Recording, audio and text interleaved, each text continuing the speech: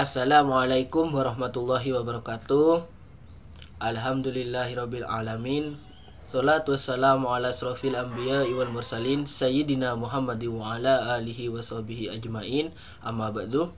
Yang saya hormati Bapak Fahrul Razi MEI selaku dosen pengampu mata kuliah Manajemen Keuangan Syariah, dan teman-teman yang saya banggakan yang telah menonton video saya untuk memenuhi tugas ujian akhir semester. Pertama-tama, marilah kita panjatkan puja dan puji syukur kehadirat Allah Subhanahu wa taala karena berkat limpahan nikmat hidayah sehingga saya bisa melaksanakan tugas UAS ini dengan keadaan sehat walafiat. Salawat dan salam semoga tetap tercurah limpahkan kepada sang legendaris dunia Nabi besar Muhammad Sallallahu Alaihi Wasallam, karena berkat beliau kita bisa terangkis dari alam jahiliyah menuju alam terang benderang adanya Islam wal iman ini. Selanjutnya di sini saya akan menjelaskan tentang keuangan di lembaga pegadaian syariah. Apa itu gadai? Gadai merupakan salah satu kategori dari perjanjian utang piutang yang mana untuk suatu kepercayaan dari orang yang berpiutang, maka orang yang berutang menggadaikan barangnya sebagai jaminan terhadap utangnya itu. Jadi maksud dari pengertian tersebut bahwa gadai di dalam bahasa Arab disebut rahan, yang berarti tetap, kekal, dan jaminan.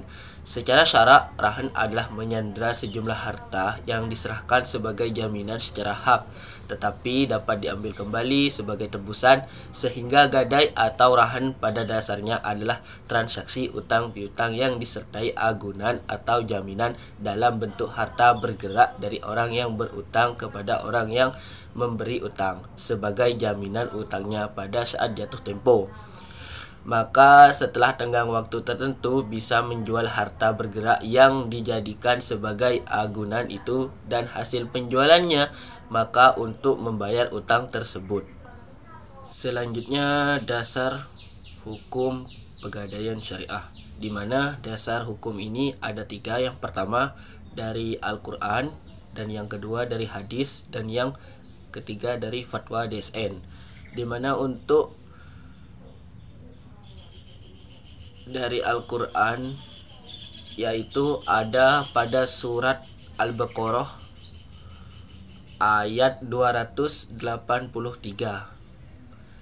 A'udzu billahi minasyaitonir rajim. Bismillahirrahmanirrahim.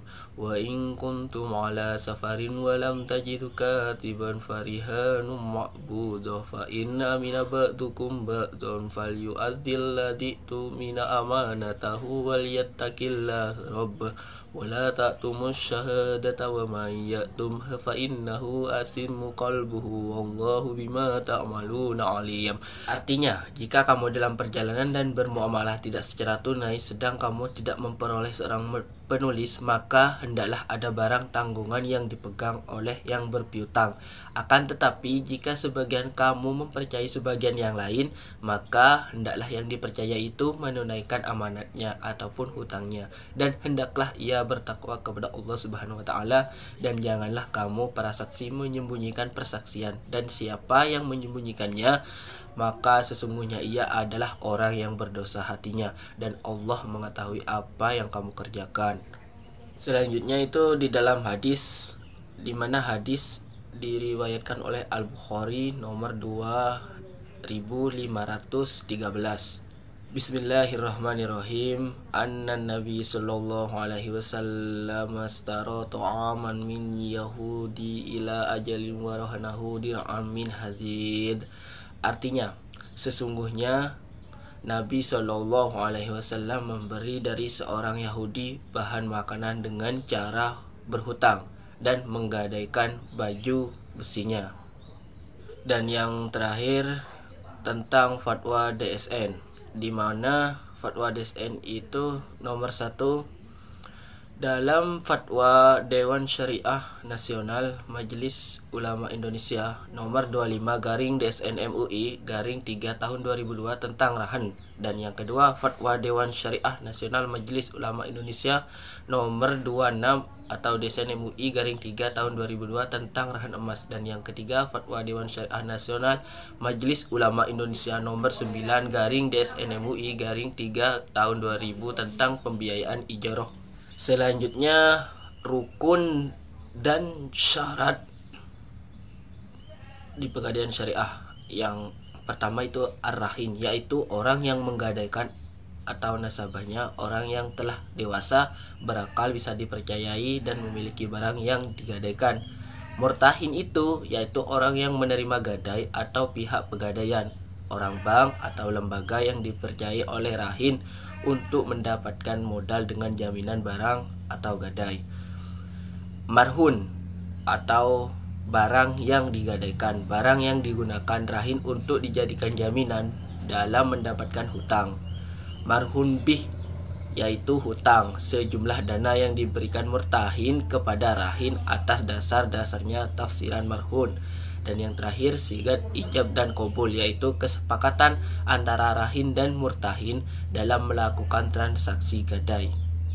Dan yang terakhir ini mekanisme operasional dalam pegadaian syariah, di mana pertama itu kan nasabah atau rahin datang ke kantor pegadaian syariah murtahin untuk meminta fasilitas pembiayaan atau meminjam uang yang dibutuhkan dengan membawa marhun yang akan diserahkan kepada murtahin.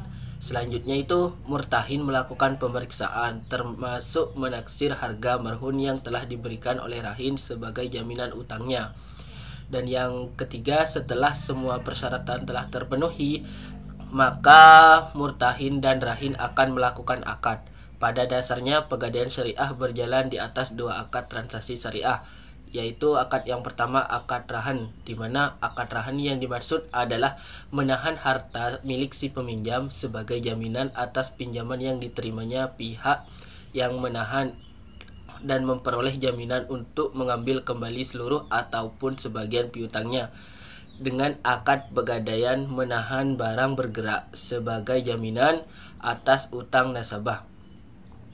Dan yang kedua menggunakan akad ijarah, yaitu akad pemindahan hak guna atas barang dan atau jasa melalui pembayaran upah sewa tanpa diikuti dengan pemindahan kepemilikan atas barangnya sendiri.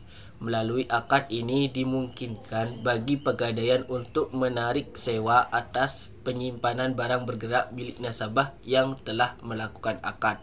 Dan yang terakhir itu 4, setelah akad dilakukan, maka murtahin akan memberikan sejumlah marhum bih pinjaman yang diinginkan rahin, di mana jumlahnya disesuaikan dengan nilai taksiran barang atau di bawah nilai jaminan.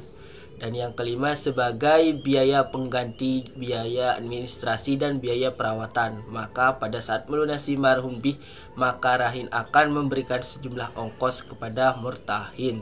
Mungkin hanya itu saja yang bisa dapat sampaikan mengenai lembaga keuangan di pegadaian syariah. Kurang lebihnya mohon maaf. Wabillahi taufik wal hidayah. Assalamualaikum warahmatullahi wabarakatuh.